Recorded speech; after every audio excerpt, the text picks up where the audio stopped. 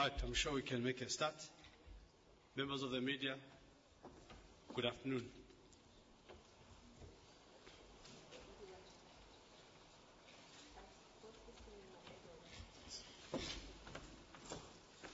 On my immediate right, I have the leader of the South African delegation, Honorable Minister Edna Molewa. And on her other right, we have another Honorable Minister, Dipuo Peters, who is the Minister for Energy. So they'll make their inputs today, starting with the leader of the delegation, Honorable Minister Edna Molewa. Thank you very much, Mr. Jimmy Manyi, the government spokesperson, and welcome to you, members of the media, ladies and gentlemen. We are today here to focus on the energy sector as a program that's being implemented by the South African government, led by the Department of Energy, and my colleague Minister Dipuo Peters is here today to elaborate on the programs that we have embarked upon as our contribution to cutting the emissions, as we stated, flowing from our policy.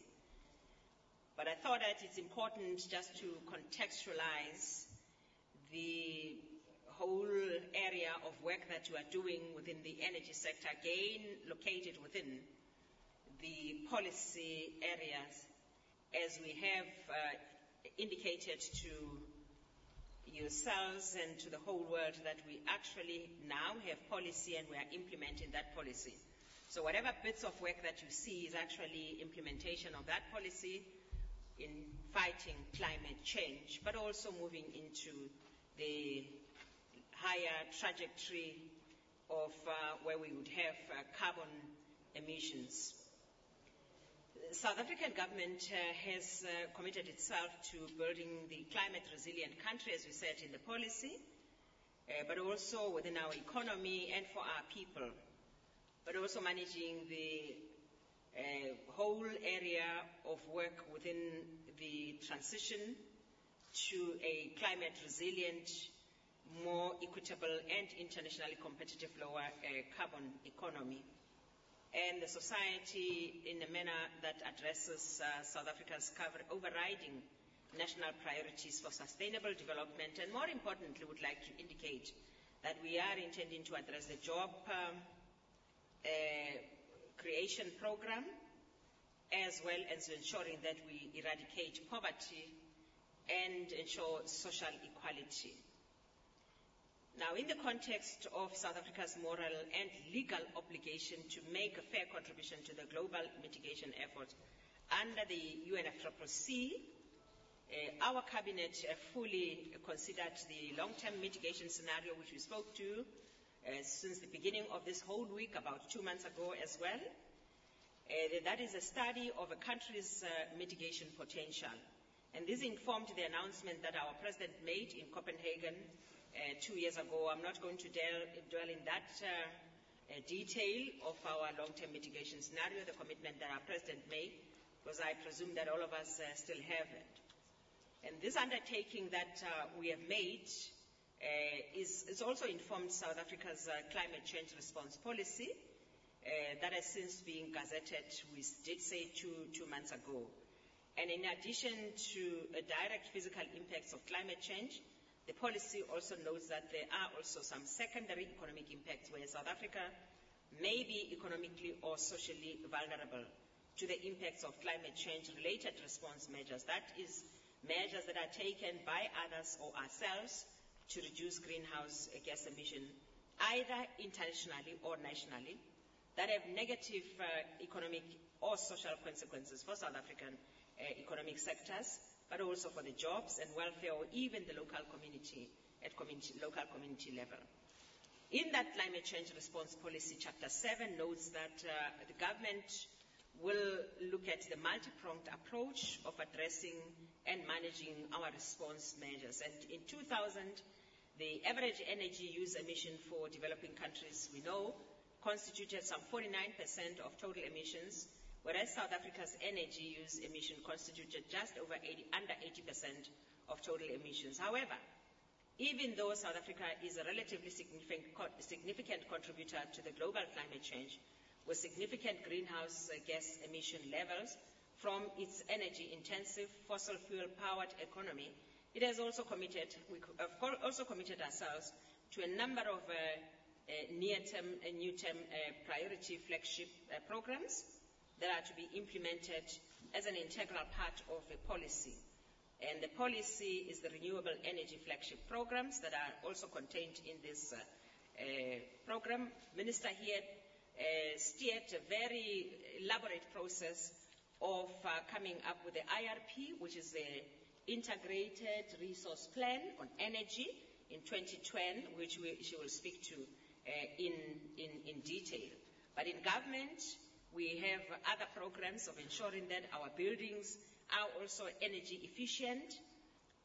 The Department of Public Works and Department led by Energy also ensures that we really work on these buildings of government, including the Union Building, by the way, to make it very energy efficient and green building. As part and parcel of our broader strategy of the green economy, we have that pillar of greening our buildings as well. So energy is also working on that, but Minister may not touch on that, but I thought that we should highlight that as well today.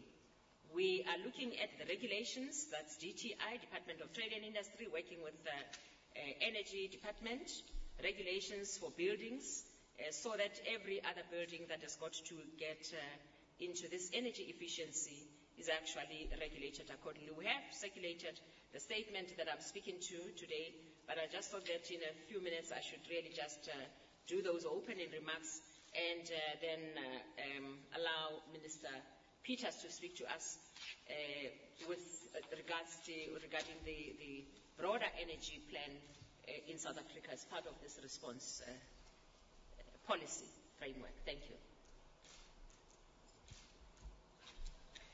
Thank you, Minister Molewa, for the introductory remarks.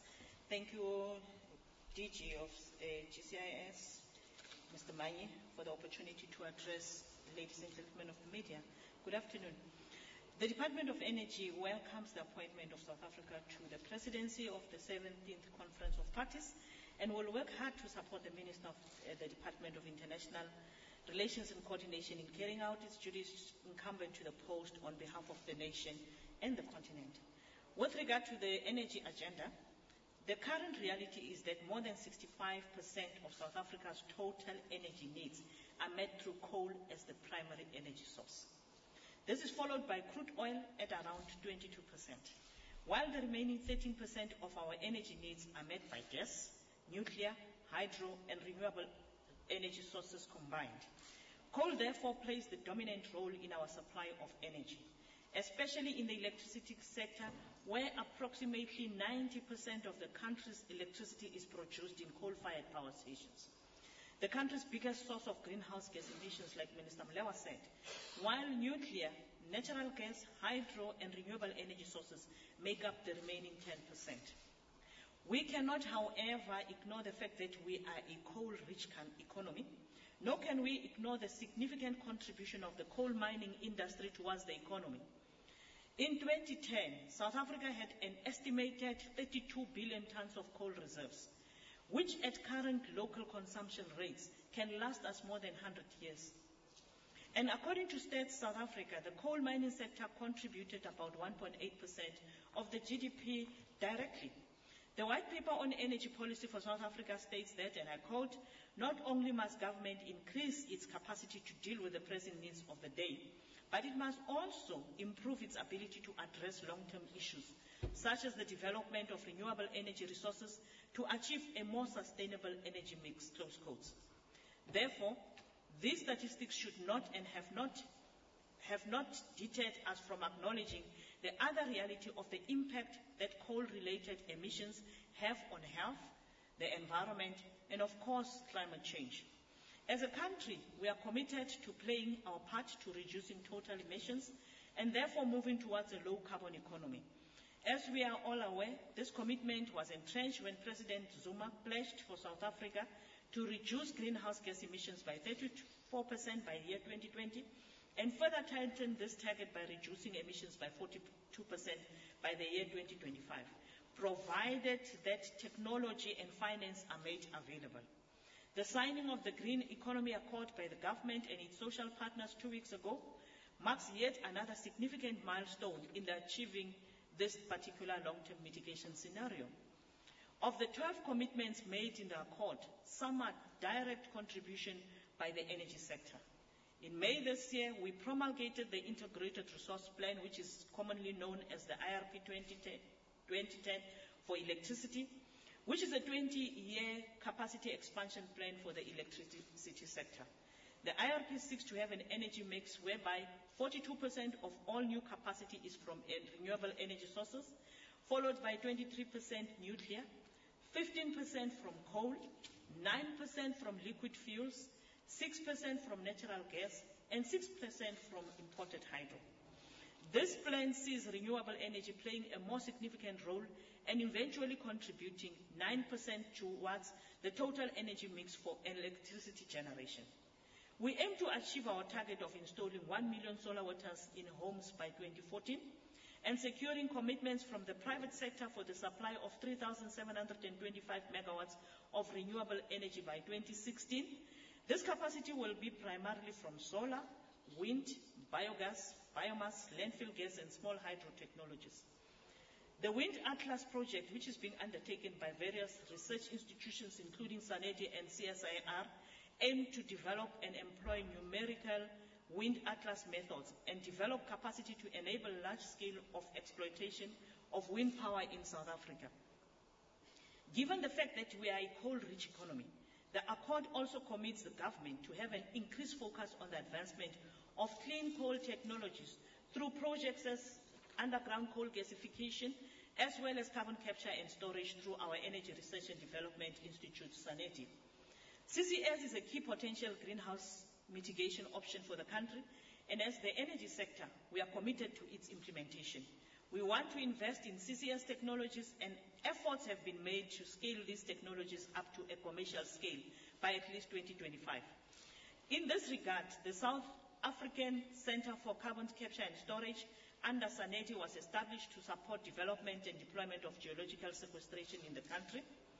The South African Carbon Dioxide Geological Storage Atlas, which we launched in 2010, identified significant 150 gigatons potential for CO2 storage capacity in South Africa.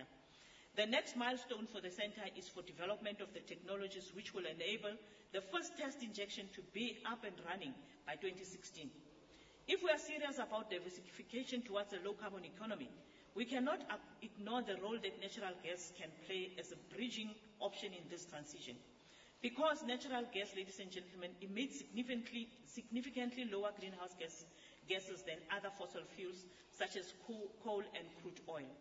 Coal-based methane is no longer regarded as an obstacle in the coal mining sector and is instead fast becoming known as a commercially viable energy source. It is also increasingly important that we collaborate with our neighbors, such as Mozambique, with whom we already have long-term cooperation on gas supply, as well as working with Namibia, Angola, Botswana, and Zimbabwe. Regional cooperation similar to that which is well established in Europe. That is why we're speaking about the Southern African Power Pool being operationalized and strengthened. This is essential if we are to tackle energy development successfully while assisting each other with our developmental needs.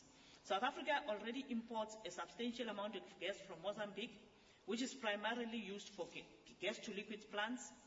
And South Africa is a highly fuel-dependent country, like I indicated before, with 22% of overall energy consumption being that of liquid fuels.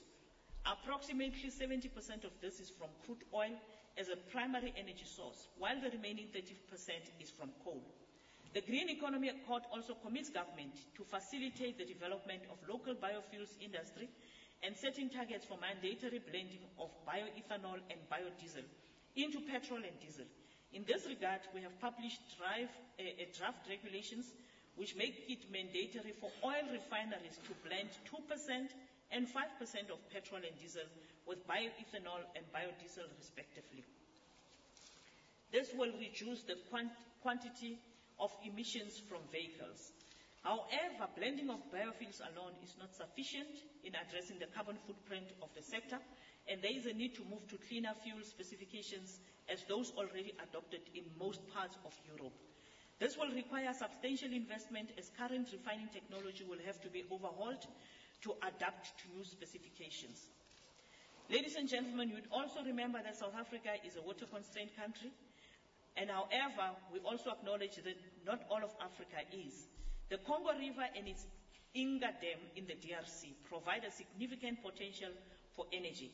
On the 11th of November, President J.G. Zuma visited DRC on the occasion of the signing of the Memorandum of Understanding on the Grand Inga hydroelectric potential. And I just want to indicate that this project has an estimated capacity of about 40,000 megawatts, which has the potential to change the African energy sector, significantly increase African energy generation capacity. In order to keep a balance between energy security and sustainable development, we realize that moving towards a low-carbon economy is not going to be an overnight event. It will be difficult but deliberate process that we will draw on our own previous experience as well as the experiences of other countries. I just want to indicate also that as the Department of Energy, we are busy finalizing major developments around the feasibility study for the solar park, which will be located in the thriving town of Upington on the banks of the Orange River in the Northern Cape. We also have a solar water heating program, which is intended as a mitigation measure in the light of the electricity shortages which we experience from the Eskom grid. We also believe that this solar water heating program is one of the instruments we can use to make sure that we localize the technology but also grow the green economy. The Municipal Energy Efficiency and Demand-Side Management Program replaces inefficient building, traffic and street lights with energy-efficient technology. In addition, the low-pressure solar water heating systems are installed in low-income households. We also have the Comprehensive Community Solar Energy Project, which is a rural electrification initiative. And we believe that during the period of the implementation of these pilot projects from December 2010 up to October 2011, 200 solar home systems and 10 street lights will be installed in a particular area where we're doing this particular comprehensive community solar energy project. We also have the South African Wind Energy Project, which features 3 elements, Sere, Kuha, and the Saneti Wind Atlas. And I just want to indicate that as we speak, at Kuha we had the first 1.8 megawatt turbine, which was completed and linked to the grid in May 2011. The output of the turbines was used to power the Nelson Mandela Bay Stadium during the 2010 FIFA World Cup. In fact, the date is May 2010. The Saneti Wind Atlas project aims to improve knowledge and quality of wind resources assessed methods and tools. We also have the low energy modular low cost housing and Ekurhuleni low carbon low cost housing project. But we also believe that as South Africa, for us to be able to make it possible that we succeed with these particular technologies, we need the necessary technological capacity building as well as financial support. Thank you, DG and Minister. Thank you, Ministers. All right, it's going to be question time now. I'm just going to request that people that will be asking questions, please try and stick to what has been presented here today. And no questions will be entertained that relate to the actual negotiations. We don't want to compromise the processes. So please don't ask a leading question that's going to interfere with the negotiations. But anything else that has been presented here, you can ask any question. Right. Lady at the back.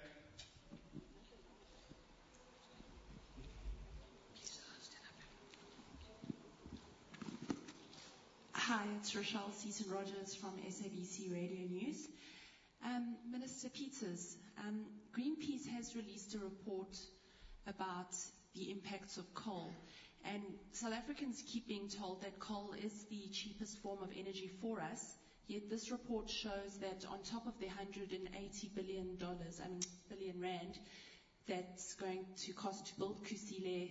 On top of that, there's going to be $60 billion I keep saying dollars, 60 billion rand every year because of the impacts on water, health and climate change that it'll cause the country. So have you considered this? And also they're saying that 50% of renewables could be put into the mix by 2020 and not only 9%. What do you say about that? If you could please introduce yourself as you take the mic. Gentleman at the back.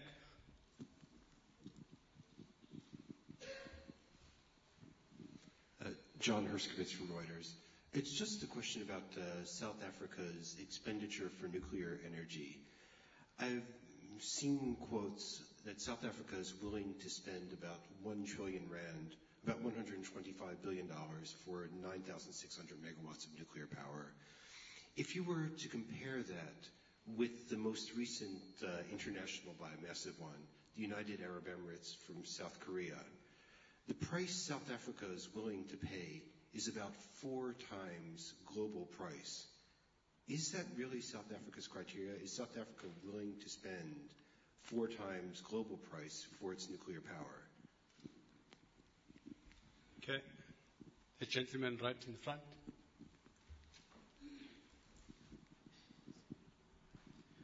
Alex Morales with Bloomberg News. Again to Minister Peters. I understand that you have a tender for renewable energy projects. Excuse me, sir. Just for the cameras, you have to rise. Oh, sorry. You've got a tender out for up to, I think it's 12 billion worth of renewable energy projects, and I was wondering when you're going to announce the first winning contracts, and if you can say anything about that.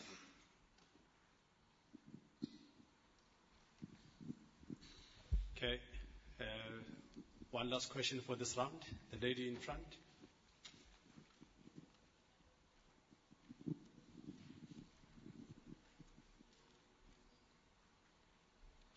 Hi, it's Sue Blaine from Business Day. There seems to be some delay from the Durban municipality on the route for the big march on Saturday. We just want to know if that is something that's with the municipality or whether it's something that the government doesn't want civil society participation too close to the ICC. Okay. Minister Peters. Thank you very much for the questions. The first question related to the coal being the cheapest form of energy. I just want to indicate that we did have the first preliminary meeting with the Greenpeace Africa office, and we're still going to have another meeting with them to engage on the statistics that they have or the information that they have in that particular report, because there seems to be a misunderstanding or misalignment of information that we have and that they have. But I just want to indicate that as we speak, we do have coal-fired power stations running that already is factored into the cost. So if you talk about the new technology, obviously any new technology that is still being imported to South Africa as we speak will cost us a lot of money. And we are saying that is why one of the requirements that we have put into the Copenhagen Accord through President Zuma was related to technological as well as capacity and financial support, because we know that the renewable energy technologies that we're talking about does not come cheap. In fact, next week when we announced, if I have to go to the question about the tender, when we announced the renewable energy bids for the IPPs, you would also realize the amount of money that South Africa is going to invest in subsidizing renewable energy in this country. So equally, so we are saying that we will engage with the report of Greenpeace and look at the figures that they are projecting there, and be able to prove to them, because the initial report that they did on the assessment of the IRP gave us an indication that with 95% renewable energy by 2050, we'll only have about 150,000 jobs. And we're still actually engaging with that, because if you can remember, the Green Economy Accord is speaking about already about 300,000 jobs that we want from the green economy by 2030. So if we are going to be talking 2050 with 150,000 jobs and having to use the very technologies that we are still have not been able to localize as South Africa, it means the cost will really be very high up. So we need to also be very considerate of that.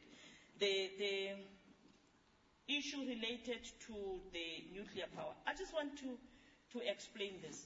There was a question from one media house. It related, and the framing of the question was saying, is South Africa prepared to spend trillions on nuclear? And the response I gave at that particular moment was, whether it's 400 billion or trillions, it must benefit South Africans in terms of localization, but also the job creation potential in South Africa. We actually even engaged with a particular journalist about what we mean about the jobs, but also the technology, as well as the skills development program. And I just want to re-emphasize the indications that we have given an indication that as we speak, the cost estimates comes about 400 billion. But we believe that whatever cent, rand, dollar that is spent on this plant must be able to benefit South Africans, because it will be money from the South Africans in terms of tariffs and fiscal or guarantees. Then the other issue, okay, I have responded to the one of the tender. Thank you. Okay.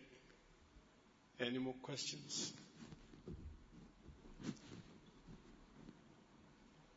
No more questions. Okay, there's a lady right at the back. Thank you, Anel Heidenreich, SABC Radio. I think the concern is still that the way in which we handle mining, for example. The concern is that the mine companies in South Africa are not often not environmentally friendly, and that we are really damaging the environment.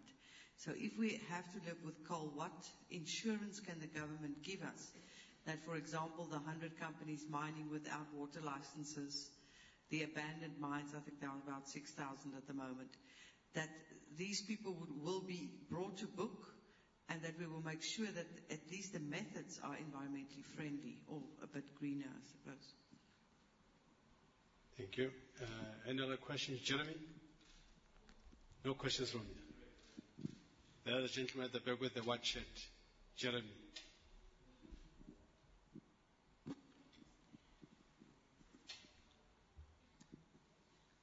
Jimmy, I love you to bits, but I really don't have a question. Minister, over to you.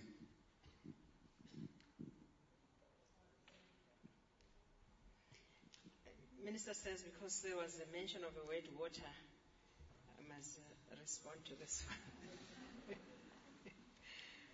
Well, first of all, I would like to say that we need to remember that the new regime of managing the entire chain of environmental integrity, environmental management, environmental governance is actually still a new system in South Africa. I'm taking it from there so that all of us actually are together. We have new pieces of legislation that all flow from the National Environmental Management Act. And they are not just in the Department of Environmental Affairs, but they cut across the other departments of government. In this instance, referring to DMR as a department, mining. Laws that governs mining also find their principles from the NEMA, National Environmental Management Act. So all the entire chain of managing environmental integrity finds existence from there. What am I getting at? I'm getting to really say or illustrate the linkage between the work that we do in managing the environmental integrity. So mining is not just managed in terms of DMR, but it's also managed in terms of DIA, the NEMA, in fact, in particular.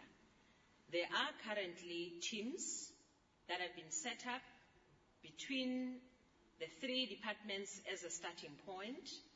That's Department of Water Affairs as a standalone department, Department of Environmental Affairs where we deal with EIA, Water Affairs is where we deal with water licenses, DIA where we deal with the EIAs, DMR where we deal with licensing for new mines.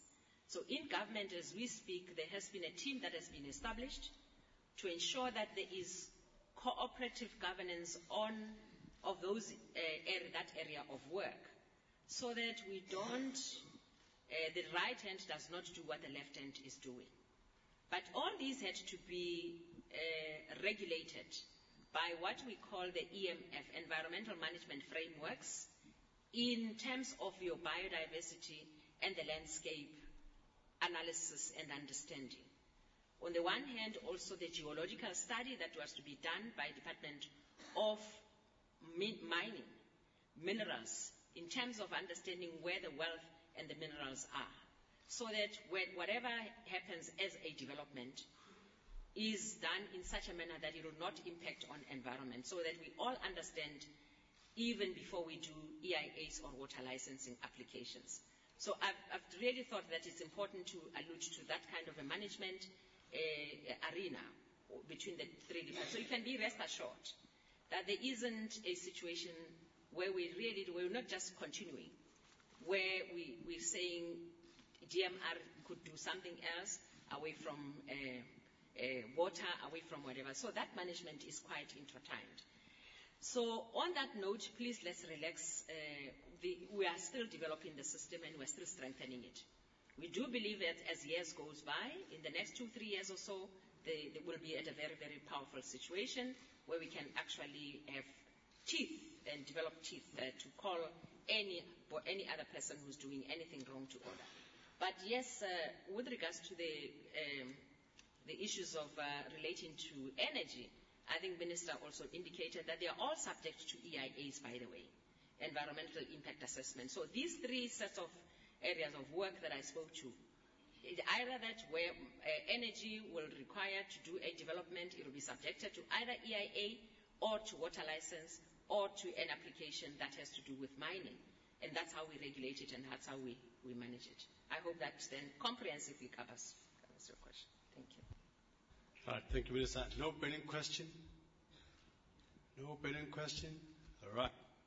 Then this concludes this session. Thank you very much, media. Thank you very much, ministers.